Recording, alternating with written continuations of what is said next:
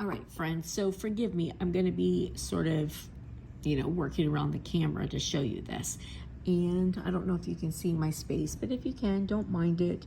I'm doing all my schoolwork at my table because I have so many books. I can't do it anyplace else. Let me get this in.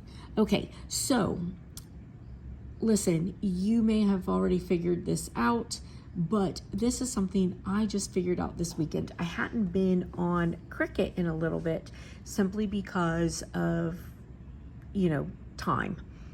And this weekend I had to do some stuff for my grandson's birthday party. And I figured out something really cool that I wanted to share, just in case you haven't figured this out yet. So, you know how when you are trying to put in an image and clean it up, and sometimes the edges are so small and you can't really get it cleaned up good, right? So then you're like, oh, well, I can't use this because there's all this crud, right? So let me show you how to keep that from happening. All right, so let's just say that we need a picture, and I'm gonna pull up the one that I did. So I needed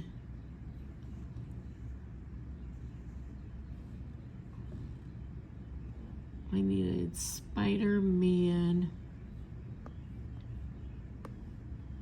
web.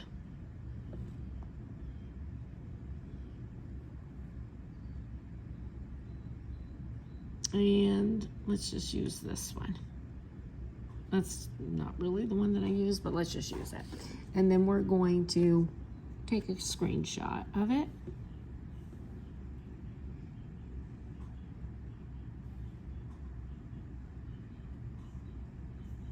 Save the photos. So now we're gonna go back to Cricut. And we're gonna go to upload, select from photo. All right. So we're here, and it will remove background. Oop, that removed too much background. Let's hit restore, and it cleans up a little bit for us, but look how light it leaves it. Let's go back to, we're gonna revert to original. So now we're going to select. So this is where you go in and you tap areas that you want to. What in the world is going on?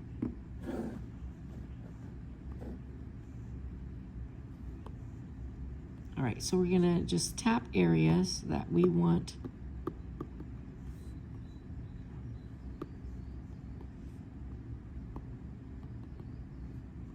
I don't know what is wrong with this thing today.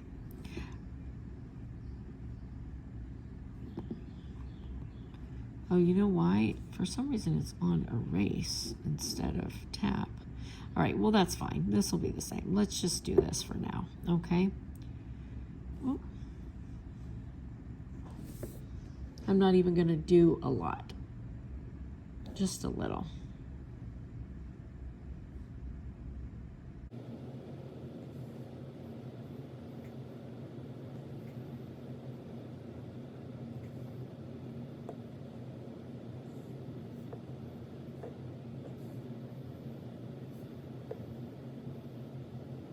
Sorry, I know I'm doing a shoddy job here. I just want to be able to show you what I'm talking about, and I'm trying to be quick so this isn't a million hours long. All right, so let's just say I tried to clean this up and I can't get into all the spaces that I want to and clean it up, right? So there's little pieces left. So I'm gonna hit apply. So this is the new multiple layers in the beta testing. Click that, right? So that's where we want to put it. Now this is really cool because if you got a nice clean image, what this is so that you can do stuff in layers and turn your projects into something that you can cut multiple layers out of and use different colors, right? So, but for this, let's see, we'll just put web. All right, so now look, here it is. and I've got all this junk in here that I couldn't get out.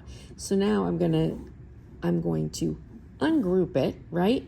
So look, I can just pull my web out, delete this, and look at that.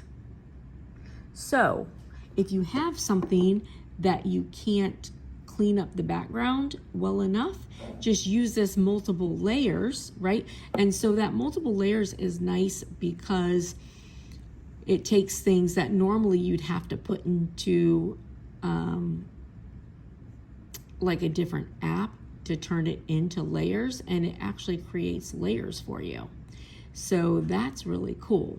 I'm looking forward to playing around with it, but I was really excited for like small things like this that you can't clean the background out, or you know, would just like take you forever, because if you're like trying to get in there and clean all these little pieces in the background, it's just not going to happen. So anyways, this is a great way to be able to do that. Now, if you already figured that out, sorry for the waste of time, but if you're like me and you hadn't, then hopefully you're as excited about this as I am, and I hope that it's helpful. So listen, you guys have a blessed and beautiful day. I'm going to go back to clinicals. I'll upload this in a little bit, and I'll see you later, friends. Bye.